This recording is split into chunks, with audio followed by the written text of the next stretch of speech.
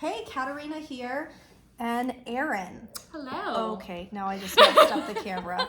I'm just trying to make sure that the microphone is actually pointed towards us so anyone can hear us. Welcome, Erin, your first time on the podcast. I'm so excited. Welcome to A Curated Life. Thank you. So I recently downloaded the stats for the podcast, I guess at the end of the year. It's almost like Spotify, but for podcasts, it sends you the stats.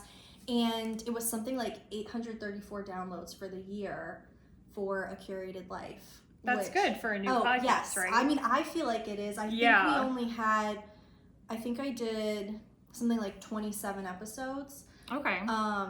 And so like if you do the math, I'm like, I actually feel really wonderful about reaching that many people, having that many downloads. I did listen to all of them. Oh, so you were part of that. Thank you, Erin. Except the mom ones. I did not listen to the mom ones. That's fair. That's fair. Erin does not have children. She has fur baby children. Yes, my fur babies. Yes, the fur babies. So that makes sense that you would be like, I don't know that I need to listen to how to travel with toddlers because I hope to never have to do that. Does not apply. And if I could wish one wonderful thing for you, it would be that you never do have to do that. Because I can imagine. If you had listened to it, you'd be like, yeah, it confirms the decision not to travel with babies. Maybe I should. You should. If you're ever feeling like, is my travel life missing an infant? Just listen to that podcast episode, and you'll be like, no, it's really not. Okay. It'll make you feel really good about traveling without tiny humans. Okay. Not that we don't have fun on our travels, but there's usually a level 10 meltdown somewhere between the beginning and the end. There's always something every single trip when I get to go anywhere with them via airplane. There are parts that go so smooth. I'm like, I am just like A+ parent right now. Like I've got this dialed in. But at some point in the journey there or the journey back, something horrible is going to happen. It is inevitable. And I don't know if it's like someone shits their pants and it gets on everything, or if it's like, or everyone on the plane. Exactly. Or like someone's having a meltdown in the aisle of the plane and I'm like asking strangers to hold my other kids, like something, or I'm fighting with flight attendants because they're trying to sit my 2-year-olds at the back of the plane. Like, these are the things that inevitably at one point, start to finish, will happen. And that's never gonna happen to you when you're not traveling with babies. There's one way you can make sure that doesn't happen. You don't take those people with you. So fully support that. I was about to tell Erin about my skin. For some reason has been really freaking out, and I had the worst sit of my life.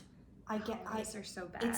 We'll blame the holidays. That's all it is. It was on my chin, and it was so swollen that it pushed my bottom lip over. It looked like I had a frostbite. Oh my god. Yeah, this was serious. I've never had anything happen. Now I have terrible skin, but the welt from it was like this, literally pushed my bottom lip over. Oh my gosh. Well, I literally still feel like I'm swollen from Christmas. Really? Yeah, like I feel like I am just like a large version of myself. That could be a good thing though, because it looks like you have filler in your face.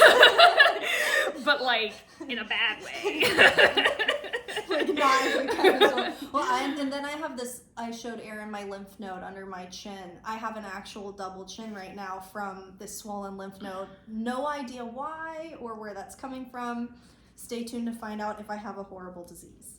Probably Lyme. Yeah, Erin's telling me her experience. It's not making me feel much better. Like, you should probably get a blood test in like 2 weeks. I can't wait for that. That's going to be amazing. So that's the update there. But today we're actually going to talk about, thinking about the new year and stuff makes me very nostalgic in a lot of ways. I've been like a lot weepier lately. Yeah. I don't know. We'll blame the holidays on that. No, I get like that. I get just overwhelmed though around the holidays. That's fair. The holidays are overwhelming. Yeah. But I feel like I'm usually not a crier. Like I'll get verklempt, like I'll tear up, especially at happy things. But there's been a couple times in the last week where like I actually started crying and I was like, what is like literally what is happening? Like this, right? I mean, this morning I was trying to get ready. I had like washed my face, and I was listening to something that reminded me of a memory from a year ago. And I just started sobbing, and I'm like, "Damn it, Katerina, stop! I have to stop crying. I can't do my makeup. Keep it together for the kids. There's tears coming out. I can't put my makeup on." Because then, how do you explain to the children what you're crying about? Yeah, no. There's been, like I said, I don't cry much, so it doesn't usually happen. There's been a couple times where my kids have seen me cry, and they're like very confused because they're always crying. Right. And they're like, "But you're not. This isn't your world. You always have it together." Yeah. I want to say I think they would be very sympathetic because they're treated very well usually. Yeah. Every now and then it's like, that's enough. But also, like, I can't picture you crying because you are a person who always seems to have it all together. Thank you. Like, I just cannot picture you in a mental breakdown. And, yeah, when it happens, I'm like this more. I was like, "What's cut? What is happening?" I think a couple nights ago, something came in the mail from the RACC, who I had donated to a little less than a year ago. I had to put my dog Theo down, and they sent me this thing in the mail, and this little handwritten note, and it was sweet, and I read it, and I was like, "Oh, my boy." And then I just started sobbing, and I was like, "What is happening?" See, now I'm thinking about my dog's dying, yeah, and I'm so getting really upset. I'm just actually here to make Erin cry on your podcast. Like, I'm actually starting to get a little bit teary-eyed just thinking about, like, not having Chloe anymore. I don't cry about him all the time. Like, that was my boy. Yeah. But a couple nights ago, it just hit me out of nowhere. I was at my desk, I was working, opening mail, and then all of a sudden I was crying, and I was like, "What?" And then this morning, I'm like, something's wrong. It's the Lyme's disease. It's definitely the Lyme disease. It's taking over your brain. Yeah, it's making me really sensitive. It's in advanced stages, I'm sure. And that's what it is. So along those lines is what we actually had talking about, but like things we would say to the past versions of ourselves and who we hope to become. Erin and I were talking about how I am always posting things about the past women who we were. Yes. And I've been feeling having a lot of feelings for the women of my past. Yeah. And who those people were and how I feel about them and what I would say to them. And I posted something the other day that was something like, "I hope you come home and your front porch is lined with flowers from the women you were before."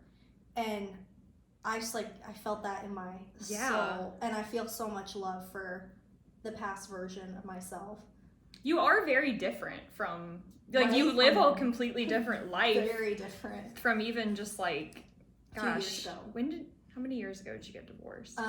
So 2021. Okay. So it's really only a little over 2 years ago I left my marriage. But so much has changed since then. My life could not be more different. Like, it's actually crazy. It really is. Or I think about like Kyla's 5, so I can think of things in terms of like before she was born and now, like just in that time period. Yeah. Everything that's been different. What comes to mind for you in your life when you think about the women of your past? Oh my gosh. I was one of those people that had like severe anxiety and just would not acknowledge it. I was like, everything's fine. I'm fine.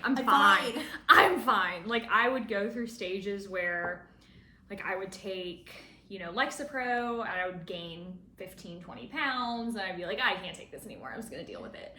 And I just kept, brushing it off. And now I'm finally at a place where I'm like, okay, I think I do need medication. And I would like to live a life that doesn't make me so anxious all the time and not deal with people who make me anxious. So I think just like putting down boundaries and saying like, hey, this person is bringing a lot of drama to my life, and just saying goodbye to that and just not putting up with it anymore. Which is hard to do. It is so hard. It's much easier to say it than to do it. Yeah. It's actually really difficult cutting people out of your life. And it's sad because like even if somebody was toxic or caused a lot of drama or whatever, it doesn't mean that you don't have beautiful memories with that person or that you don't love or care about that person. Yes. And that's what's difficult about it. But I'm at a place now where I've kind of made peace with like, okay, those are not my people, Mm-hmm. and you know, that wasn't a good thing for me in my life. So just like moving on to bigger and better things and not tolerating any of that anymore, and just knowing myself better and like knowing how to take care of my mental health. So which is very important. Yes. There's I this had no idea. like this concept of if we don't cut out the wrong things, then there's no room for the right things to come into our lives. Right. And it really is true. Like Yeah. the people you're spending your time with, you might feel like, okay, and also it might feel lonely to spend less time with certain people because they did fill time in your life before. Right. But it's like the right people, there is no space for them Mm-hmm. if the wrong people are taking up that space. Yes.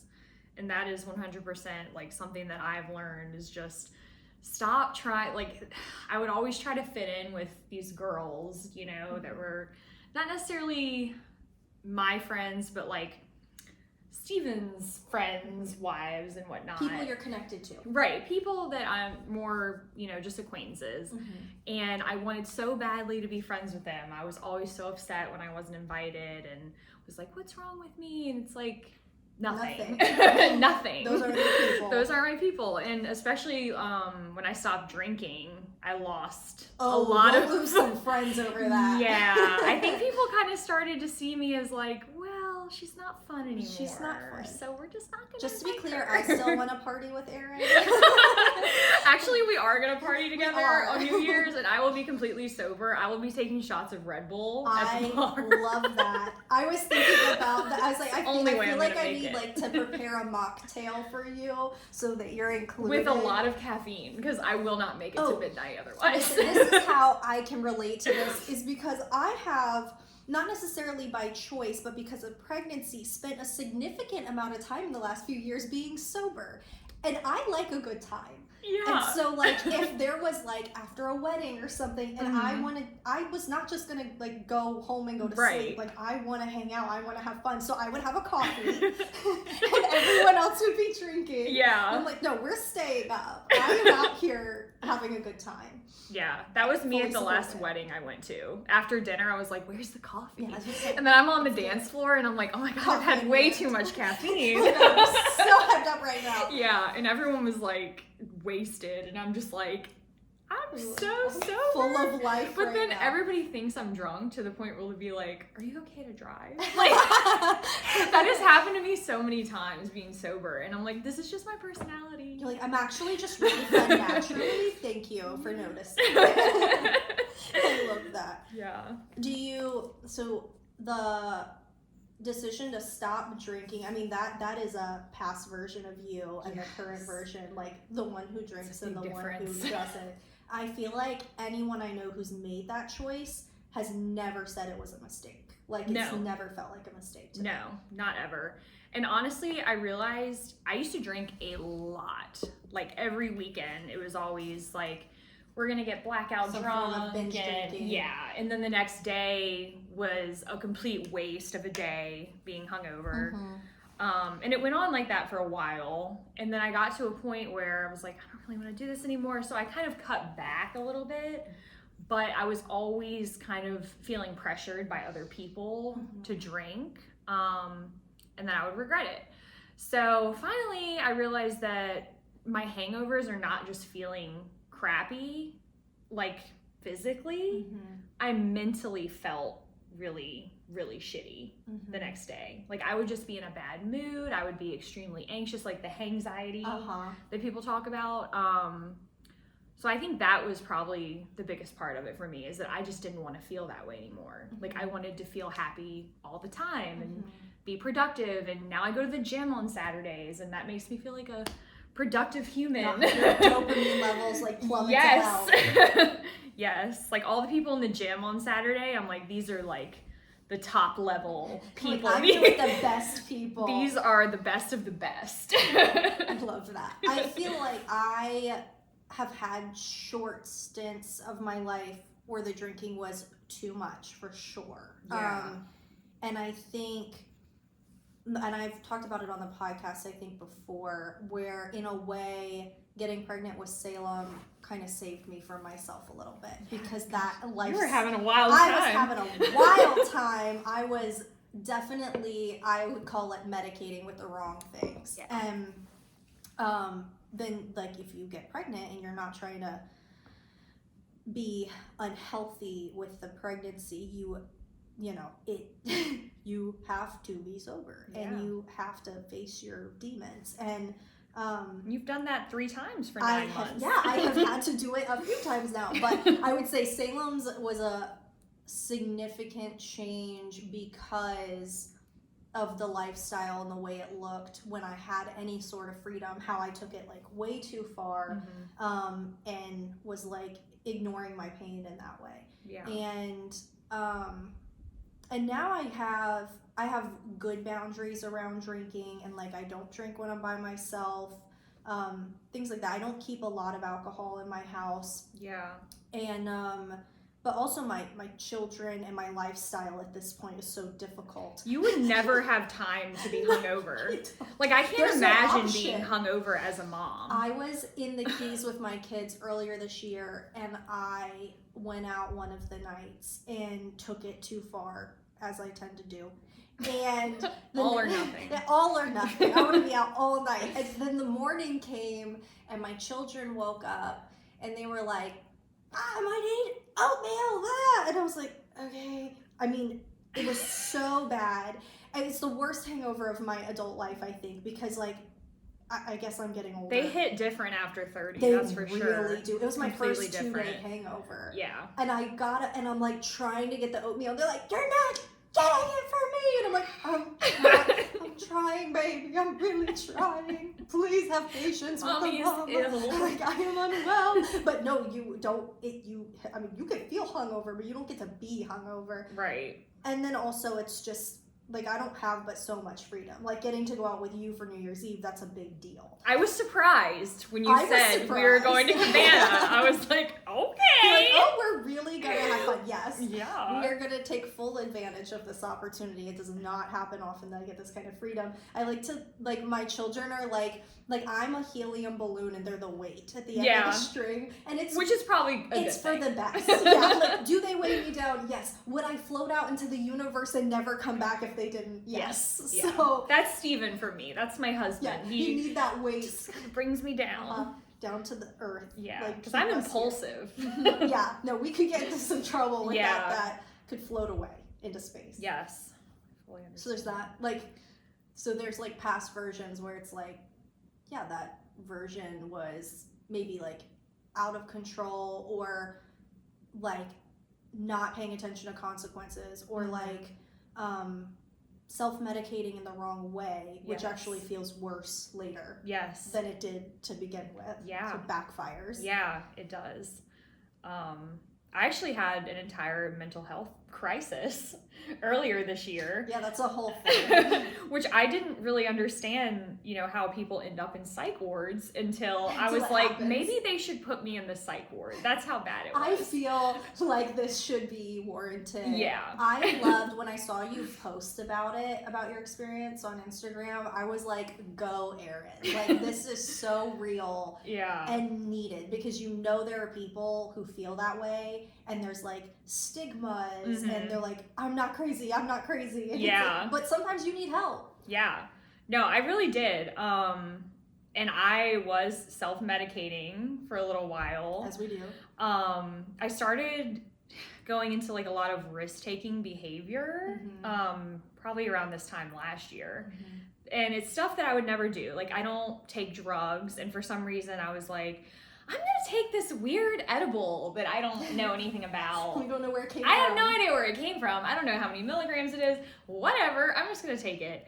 And that is where everything just went wrong. Apparently, those make anxiety worse. They lead to severe panic attacks. I even went into derealization, depersonalization disorder, which is like a severe consequence of anxiety, where you don't even know what's real and what's not. You're kind of outside of reality.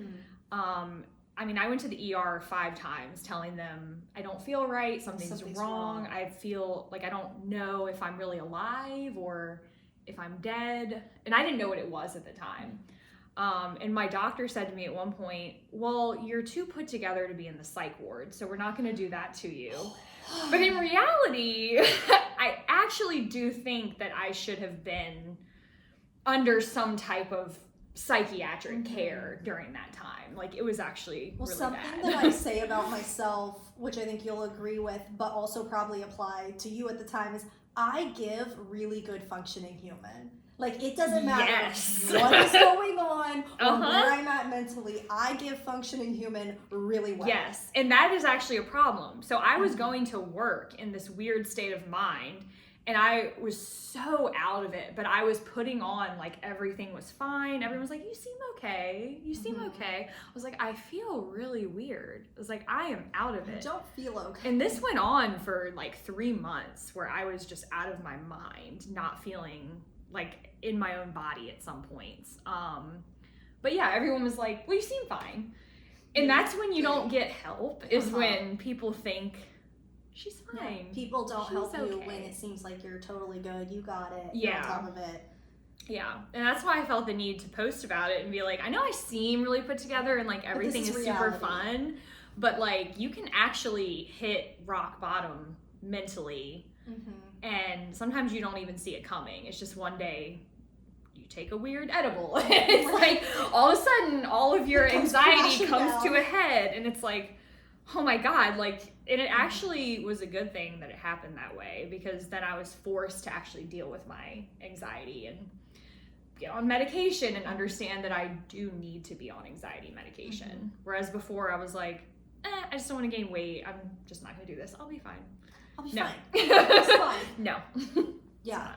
That, I mean, gosh, I have so many thoughts about all of that, which thank you for sharing that. That's, I think people need to hear real stories about people who look like they have it together, or who have it together now, who dealt with things like that. I think that it makes me think of getting pregnant with Salem and like the harshness of that reality, but sometimes it takes like a giant consequence to be like, I need to deal with my shit. Like, I need to deal with it. And for me, it was that mental health crisis where I was like, okay, time to actually deal with it. So, I mean, in a way, it's like a blessing in disguise when something like that happens. Oh, like, absolutely. All right, time to rein it in. Yeah, it's like the saving grace you didn't ask for or want. Yeah. And I also think about, I've mentioned it on the podcast before, how like for me, if I'm behaving terribly or destructively, we'll say, if I'm behaving destructively, as we sometimes do, as one does sometimes, it's so easy for me to show up and function well the next day. Where it's like I could go out and party all night and show up to work 30 minutes later, you would not know. Like, you know, there's a lot of people. That is a special talent. It is a gift and a curse. Okay, a lot of people cannot do that. If they are out all night or they're making those choices, you can tell. You're like, you look like crap. You sound like crap. You're not doing a good job. Like, I could show up and like sell you $1 million house that morning. I went to work hungover one time, stuck myself with a needle. It was a really bad day. What, in your job, you really can't. You absolutely cannot be hungover dealing with sharp instruments in people's mouths. No. It does not work. Not okay. Yeah, whereas I should not function off no sleep. It's not a great idea, but I can. Yeah. I had this moment, I guess it was a few weeks ago, where I got like 9 hours of sleep one night, which just doesn't happen for me because of my children and my choices. But I was like, all day I was like, great. And in the afternoon I was like, wow, my mental health today is just so fantastic. You're like, what if I felt like this every day? My dopamine levels are, it took me a while to figure out what it was. I was like, I really feel like the chemical balances are where they should be. I wish I could feel this way every day. And I was like, I slept. That's, you are supposed to sleep. you're like, I could literally like change the world if I could slept rule like the this world. every night. If I could just I believe get that you 9 hours could. of sleep. We're not there. You could be president of the United States if you got 9 hours of sleep. If every I could night. just get, it's never gonna happen. But if it did, I would be running the country. I see that for you. Thank you so much. We know the potential's there. We just won't actually get there. I'm trying. I say I'm trying really hard. Like literally yesterday, I was telling someone that I'm trying really hard to get sleep, and then it was like 11:30 at night, and I was working, and I'm like, I'm gonna go to bed. Oops. And then of course there's, the baby wakes up, and so all of a sudden now it's midnight, and I'm like, this is why. Well, I feel like you probably get into these work modes that you can't pull yourself out of. No. Just being a type A person, Yes. I'm the same way. I'm like, nope, I have to get this done. Yeah. I have to get this You're done. focused, There's you're no tuned option in. not and all to. of a sudden it's late. Yeah. And you're like, well, but this is done. Yeah. This happened, and you always feel like you can accomplish just a little bit more. Like, I can just get this finished. Yep. And then like there's this like my days have to be regimented in a certain way so I don't feel like a shit mother all the time. So that it's like, I can't even imagine. so I'm like, I know that I'm gonna get up this morning and my kids are there, and I'm gonna have them until noon, and then I'll be able to work again. But it's like, you want to get certain things finished. I would feel guilty all the time. Yeah, I mean that's why I don't have kids. It wouldn't add to the anxiety at all. Oh my gosh. No, it's the mom guilt is a very real thing. Oh my gosh. So I feel like something that comes to mind for me that I would say to a past version of myself who was in those like more destructive moments or pain, whatever, is like, you're not okay. First of all, like, recognize it. Yes. You're not okay, but you're going to be. And I remember watching, my mom sent me this video. You know that woman, I think her thing is like Juggling the Jenkins or whatever. She's like she's a comedian, I guess, but like she would be like, I'm just a person who films videos, but she's actually very famous. But I think her like marriage was falling apart, and she hadn't come out and said that. Yeah. But I saw her video and I knew that's what it was. And she posted this thing where she was like, basically like, mind your business, I'm not okay. And she's like, I'm not okay, but I'm gonna be. And I just like, ooh, it hit me. I was like, I feel that. Like that like, you're not okay, but you're going to be. You're gonna do what it takes. You're going to be better. Life will be more beautiful. Yes. Like, you're gonna get there. And it's really hard to see that when you're in that space. It's impossible. Part of my mental health crisis back in like December, January last year was, Steven and I were just not in a good place. We didn't communicate well with each other. Our marriage was literally falling apart. We were just really hard. Yeah. And you've been there when you're trying so hard to fix it, and it's like you just feel like you're like spinning your wheels. It's not getting any better. But I actually wasn't trying to fix it. I was more just in a weird place where my stepdad had passed away, and me and him did not have a good relationship. I haven't spoken to him or my mom since 2019. So when he passed away, there are a lot of weird feelings that go along with that. Obviously, like, we didn't have a good relationship, but he also raised me. So it's complicated. I didn't know how to feel. I almost was just kind of numb at that point, being like, I don't know how to feel. Like, what is wrong with me? And Steven has a good relationship with his family. So he didn't come out and say, hey, are you okay? Like, how are you feeling about this? He kind of just took it for face value. Like, oh, she's fine. Yeah, she's fine. And because I always do seem fine. Yes. And people don't really want to dig deeper than that. Well, and the people around us want us to be fine. Yeah. So it's very easy to believe that someone you care about is fine because you want to believe that. It's very stressful for you if someone you care about isn't okay. So it's like, if I can believe you're okay, good, check that box. Yeah. But it was like to a point where, we just weren't communicating with each other. I wasn't telling him, gosh, this is really weird for me. I don't really know how to feel about this, but I know that I'm just not feeling right. but he doesn't know what questions to ask, being someone who's from a very like put together functional family that still speaks to each other. Right. So I realized at that point that we come from different worlds. You know, I have this dysfunctional family, like my parents have been divorced since I was 2, and like they weren't functional people. They could have been, but they just weren't. It was always my mom against my dad, me in the middle of it. But you know, how could Steven understand that when he's never been there? Right. So I was at a point where I was like, I just want to get divorced. And my friends felt like a total disconnect. Yeah, completely. And my friends were like, what did he do? I'm like, nothing really. I just don't feel like I want to be married anymore. And that's how, I guess that was kind of a red flag that I was shifting into just a bad Some place. kind of spiral. Yeah. Because my friends were actually kind of concerned, but I remember one of them said to me, yeah, you said you wanted to get divorced, but it didn't really seem like you had any basis behind it, but you seem so confident about it that I wouldn't question it. I was like, question it. You should question everything. Question everything. Don't just let me say these crazy things because I seem confident.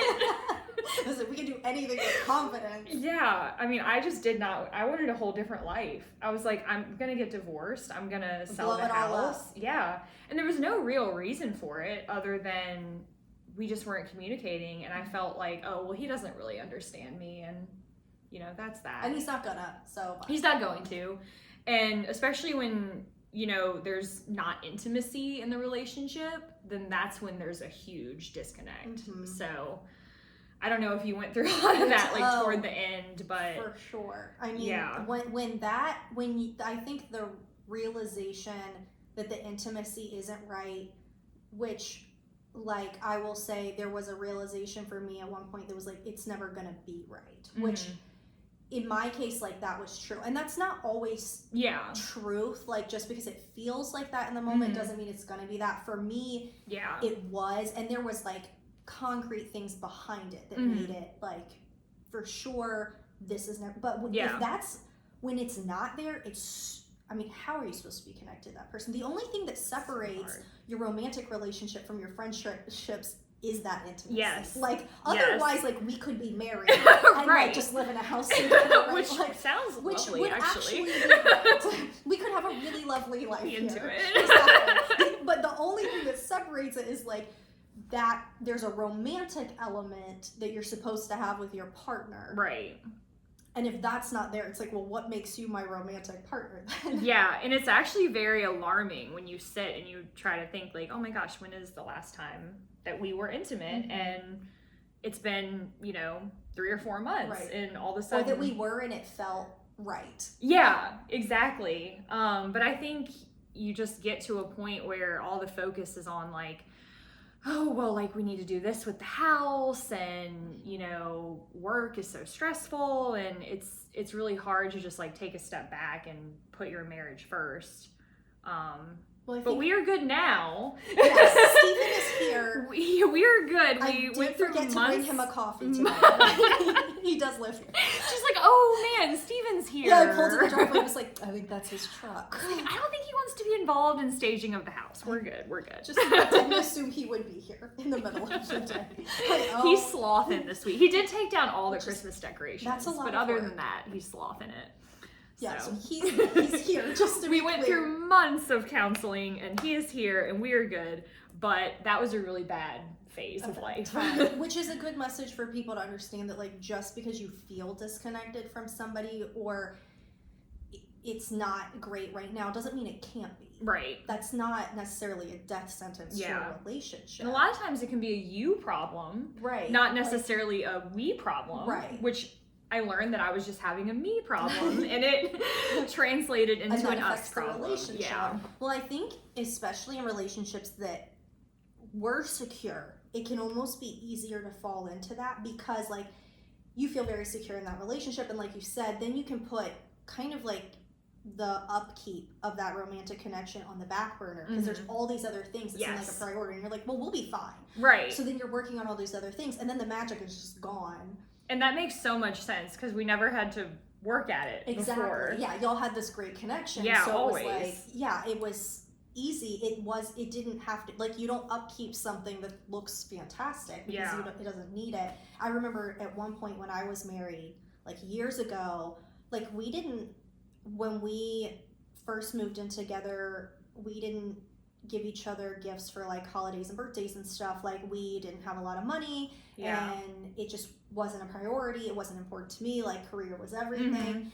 And then after a while, I was like, oh, wait, we need to be getting each other presents. We need to do Christmas. You're like, shouldn't this be the bare minimum? Yeah, I'm like, oh, actually, if we don't create magic for each other, no one is going to. And this is not, and that was a realization. But I almost think when I had that realization, it was like impossible for the other person to catch up to that. Like, he hadn't been expected to put in that kind of effort. And eventually it came out that he wasn't gonna. So it's like, well, there's nothing like it. I did have the realization. And so now I'll tell people who are married, once you get a divorce, people will come to you to be like, should I get a divorce? Like, I'm an all-knowing power and entity now. They're like, well, you left your marriage, which actually I'm technically not fully divorced yet. I'm just been legally. It takes forever. I've been legally separate. It takes forever. It's a pain in the butt, and like, it's like you're jumping through hoops. Yes, and then when you have kids, there are requirements on it. Yeah. So like, we will be. It's a goal for this coming year, but we've been legally separated for over 2 years. So people will come and they're like, oh, my marriage. And honestly, like, I'm very much team marriage. Like, I believe in romantic partnerships. I hope to have a lasting one someday, but... And you didn't just give up on it. No, I mean, you did. You not. put in the effort to make it work, which I think everyone should do. And sometimes you'll come out better on the other side. Yes. So what I tell people, first of all, if it's abusive, like, done. Yeah. Done. If that person's abusive, Absolutely. They just are, okay? And I don't really care what they tell you. If they're being abusive to you, you need to get out of that situation. They will not change. No, that is like, that's in them. Yeah. Okay. So there's one, but if that's not the situation and it's not going well, like, I tell people, one thing I can say for myself is I really tried. Like, I really, truly did. And that alleviates guilt later because I know that I tried. Yeah. And so I think if you didn't try and it ended, you might look back on it and question, like, could it or should it have been saved? So like, I tell people all the time, like, if you think there's at all a chance, if there's nothing going on that's like, you know, a definite, like, we broke something and we cannot fix it, like, which that would usually just be abuse. Yeah, exactly. Like even affairs you can come back from. Absolutely. Like, there's certain things where it's like, that's so, that person's going to keep hurting you. Don't do that. Right. But I think I tell people all the time, like, try your very hardest until you're out, and then be out. But if you're going to be in it, really try. Like, go to counseling together, do the work, make an effort, create magic for that person. Or just cards. Yes, exactly. At the bare minimum, just create cards. the magic. Like, do your best. And then if it doesn't work, you can know, like, well, I gave it my all. So like, if I did that and it didn't work, then it wasn't gonna work. And you can't make somebody else do it. And that is what it is. So like, and a lot of times it's just a lack of communication. It's just like, we need to share more about how we're feeling with each other, and that's all it really boils down to. Make the effort to actually connect. Which goes back to, like, if you felt connected, it can be easy to get to that place where you're not. Right. You're like, well, we were, and it was effortless, and it was easy. But it's like anything in life, if you don't actively maintain it, even if it's great, it will fall apart. That is going to happen. And then sometimes, you know, sometimes that's fixable, and then sometimes it, you know, things come out where you're like, oh, that's no way to get past that. But you learn a lot about yourself in the process, is one of the main things that I took away from having a shit beginning of the year. It was like pretty much shit all the way from like the end of December up until like April. Things started to kind of turn around, but it was rough.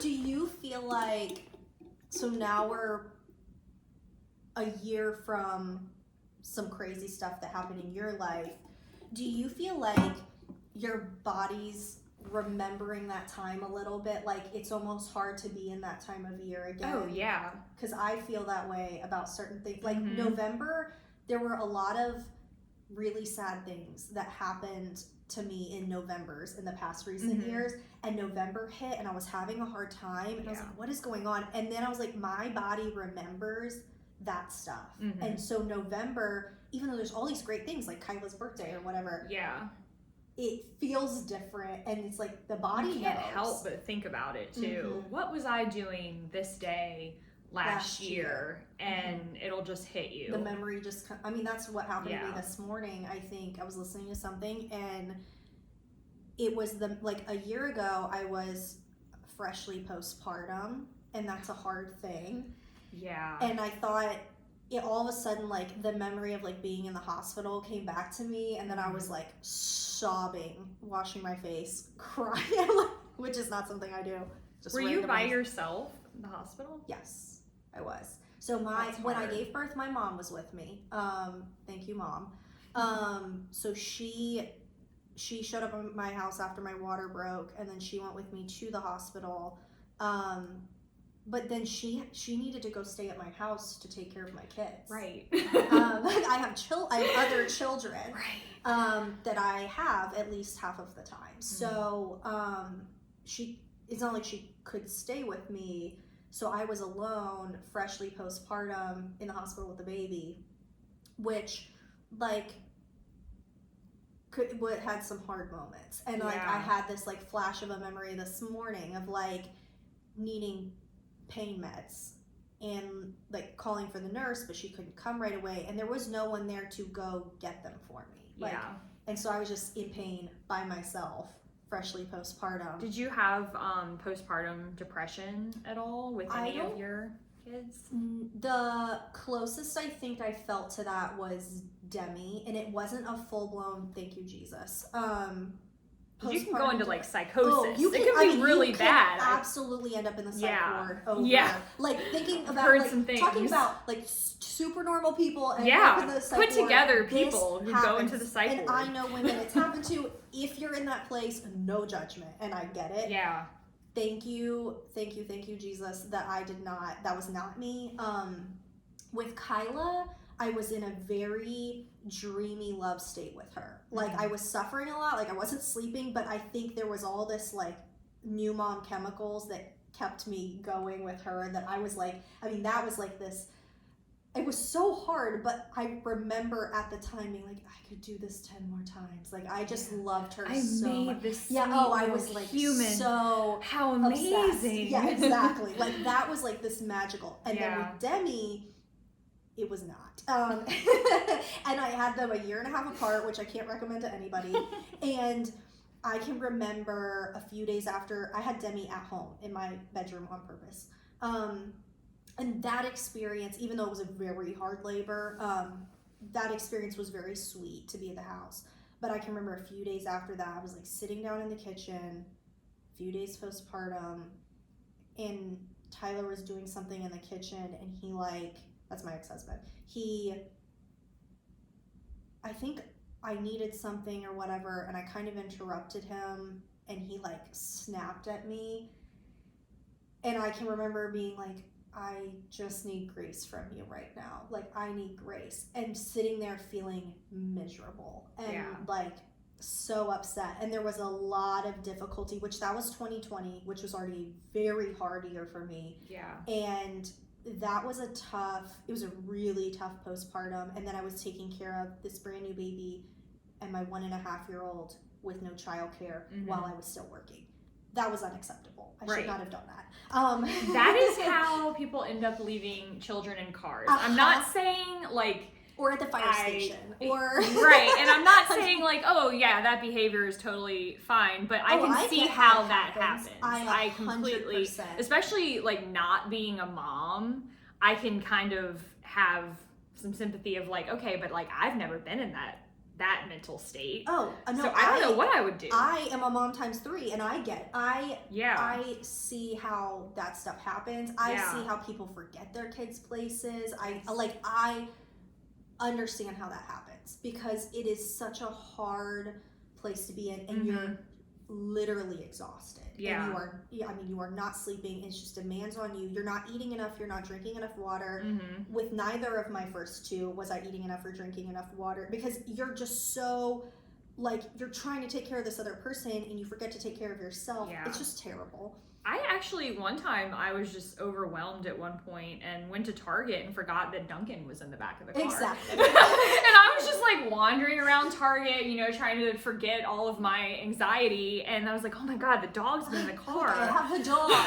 Holy crap. And like, it was kind of a hot day. So it's like, wow, I see how this happens. Yeah, I totally get how you can be so overwhelmed that there are simple things that you would just totally space out. That makes sense to me. With Salem, it was very hard. The end of my pregnancy, I felt like a crappy mom. I was taking care of my kids, but it was like physically difficult, and I got very sick at the end of my pregnancy, and like bedtime became so difficult. It was so hard. And then like freshly postpartum, like, I don't even have a television in my house. I don't own one. And then Benson being in the other room and being like, let's get this TV out. Let's get rid of the TV. I was like, trash the TV. What? What does that mean? But I, like, realized that I had to let my big kids sit in my bed with my laptop and let them watch a show in order to survive the bedtime routine. And, like, that kind of stuff. So it was very hard. And Salem was a crap sleeper. None of my babies were good sleepers. Salem was a terrible sleeper as a baby. She's still not great. But I will say I received more help from my village with Salem, because when people think you have a partner and they think you're getting help, you're not going to receive help.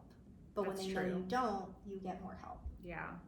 So, in a way, having Salem, having the third, was very hard because it was 3 children. Yeah.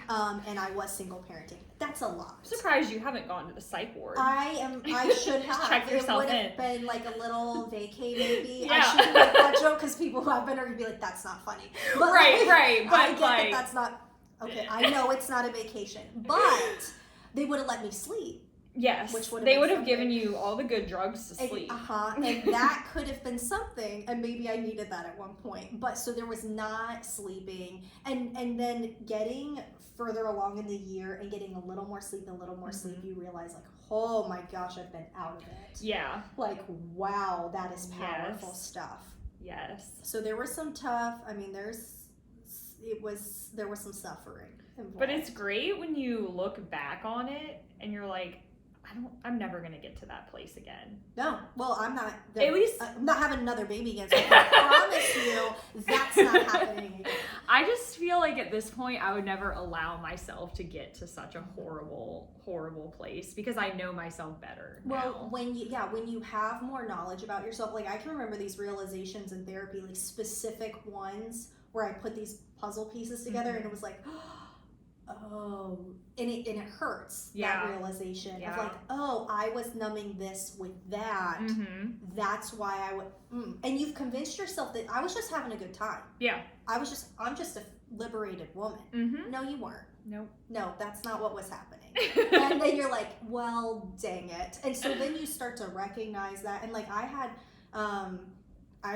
broke up with someone a few months postpartum, someone who I loved very much, earlier this year, and that was so much harder than I thought it was going to be. I'm like, I am not used to having this kind of like heartache over a breakup. And like it was so much more painful than I thought it was going to be. But I didn't medicate it. Yeah. Like you sat with it. I sat in the pain, which horrible. It is. Now I did end up getting into another relationship probably prematurely after that. It wasn't part of the plan. It happened, and like thank you to that person for being like very kind and very sweet, and like there was healing that happened. And even though it wasn't the right fit, like but then there were realizations of like, oh, Katerina, though, you're not healed from this. Yeah. But there was still, I was very proud of myself for like, and it wasn't really an option either, with single momming 3 kids and working. I don't know when I would have gone out on a bender, because I'm like wondering when you had the time to date. That's what people all the time are like, how do you do that? And I do not, my kids have never met a romantic man in my life. That is not, I'm very protective about them in that situation. I'm very good at like compartmentalizing my life, and I've got like work in these boxes and kids in these boxes, which that has the most overlap, the work and the personal life. I brought my kids over here to consult our parents' house. They were great, honestly. They're so used to this. I'm like, oh yeah, we'll just sit here with our donuts. So there's some overlap there, but like I don't want them to be harmed by me like feeding that part of my life, and it is necessary. Like there are, like, you need human connection and you need some romance and some magic, but that, to me, that needs to happen not at their expense. So they're very strict. These are the like if there's a man, it's like, these are the times when I can see you, and these are the boundaries within which I can see, and that's it. And if that doesn't work for you, I'm not for you. Has your man now met No. the kid? Okay. Nope. Just the little one. Just the tiny Okay. thing. Just the tiny etchy sketch human. So my teeny tiniest one she's my keychain. She's with me all the time. Right. I do think it could become really hard once she's older and has a little bit more of a concept of what's going on. Yeah. I wouldn't do that, which could make it very hard. I do have 100% custody of her. So if I'm not with someone who I've been with long enough and sure enough to have around my kids, like, that is going to make dating very, like, I might have to get an au pair, like, if I want to date, because I don't know when that would happen, or her dad's really going to have to evolve. I don't. Right. I'm surprised you don't already have an au pair, though. I thought about it before Salem. I almost got one when my ex-husband and I were going in and out of the same house. But right now I live in a 2,200 square foot colonial. There's no separate space. And so I just feel like I've thought about it, but I'm like, there would be no separation for this poor au pair or me. Like, the privacy just wouldn't exist. Like, if I had a basement or an attic suite where I could put someone, it would probably be different. But I'm like, it wouldn't really be that relaxing. No, it wouldn't. You would hear everything. Yeah, exactly. Like, I'm like, then you really couldn't bring someone back to the house, and she couldn't. It would be, it would just be in such close quarters. That makes sense. It'd be so close. So maybe if I had a different home, but I'm not going to anytime soon. So there's that. I do know somebody who's getting an au pair. I think they have like a basement suite. I think it's great, but my house isn't set up. Maybe if I lived in this I know. house. You could just buy this house, and the au pair could have the upstairs. It's a very dreamy house. I wish I could afford it. That's why we have to sell.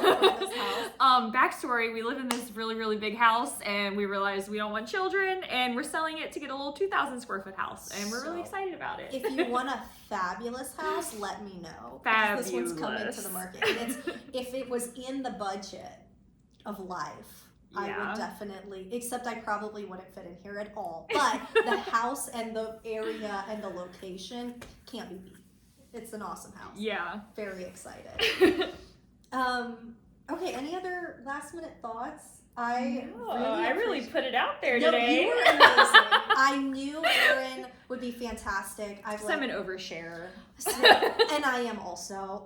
So we have a very good time. And I was like looking back at the year of the podcast, which I did them very, very frequently, and then I've taken a little break. I'm glad you're back. Thanks. It's time for it to be back, and Erin is who I wanted to start off the next round with. I feel honored. Thank you. It is an honor for you to be on the podcast. I would definitely like you to come back on more in the future. I've really enjoyed this.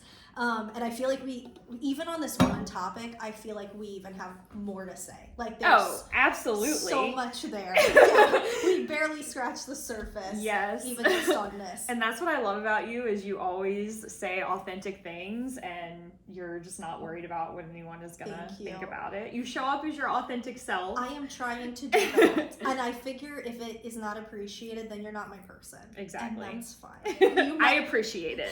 Thank you. You are one of my people. And thank you to anyone who listens. Please feel free to leave a review. Going into the new year, you'll see more episodes. They won't be every week like they were for a while last year. I think it's going to be more like every other week. Because I have certain people I want to get on and that kind of stuff, but I have some projects in the making that I need to make sure I'm not neglecting, like, renovating a whole house and that sort of thing. Just here and there. Just things. But thank you, Erin. Yeah. Thank you, listeners. Happy New Year.